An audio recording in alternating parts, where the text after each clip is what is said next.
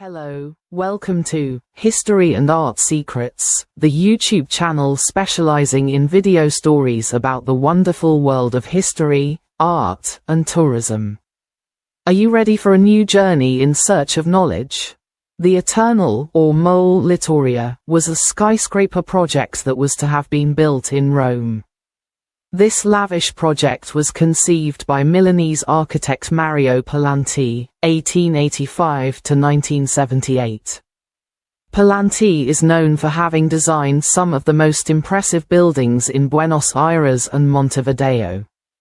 At the time of its inauguration, Palacio Barolo was the tallest building in Argentina. The Eternale was to have been the tallest building in the world, with 88 floors, a height of 330 meters, and an interior space of 70,000 square meters. The building was to be clad in enormous slabs of Carrara marble and house the seat of Parliament, a luxury hotel, numerous conference rooms, a library, sports facilities, telecommunications centers, and an astronomical observatory with a planetarium. The structure was to consist of a central tower surrounded by other lateral volumes and resting on a horizontal base with a central elliptical pronaos.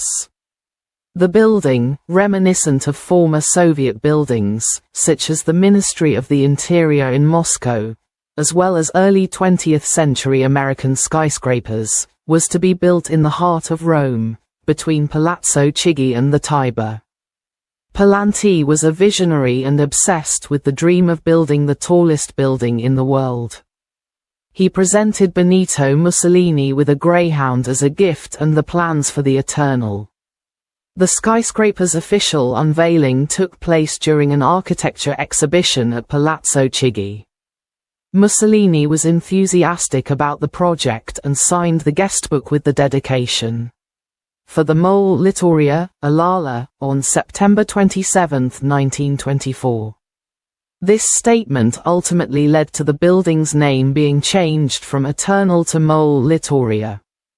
The Los Angeles Times wrote that this building would make Rome a very irritating city.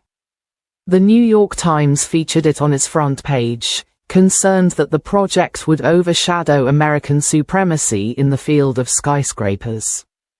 Despite Mussolini's initial enthusiasm, the project encountered opposition from several members of the hierarchy as well as foreign newspapers. Architect Marcello Piacentini opposed the idea, declaring, "Never a skyscraper in Rome. If it had been built, it would have changed the city's skyline forever." Palanti did not give up and began a progressive process of lowering the Eternale from 330 meters to 300, then 145, 130, and finally 80 meters. He also obtained the opportunity to exhibit a new project, but the Mole Littoria was definitively forgotten. If the Eternale had been built, the panorama would have been breathtaking, encompassing the Colosseum, the Pantheon, St. Peter's Basilica, the Roman Forum, and the Tiber River in a single glance. Short biography. Mario Palanti was born in Milan in 1885 to a family from Cremona. He began his artistic training in 1904 when he entered the Brera Academy. He graduated as an architect in 1909 and fought in the First World War. He arrived in Argentina in 1909 and worked first on the new neo-Gothic building for the Faculty of Law. Among his most important works, Palazzo Barolo in Buenos Aires and Palazzo Salvo in Montevideo. He also designed the Hotel Castellar, Palazzo Roccatagliata, Palazzo Alcorta, and Palazzo Resta, with a rehearsal space on the terrace, like the Lingotto in Turin. In the 1920s, he designed a system for erecting dry stone buildings, later patented, the Palandomus. He died at 92 and is buried in Milan.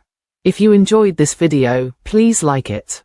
If you can, please share it on your social media.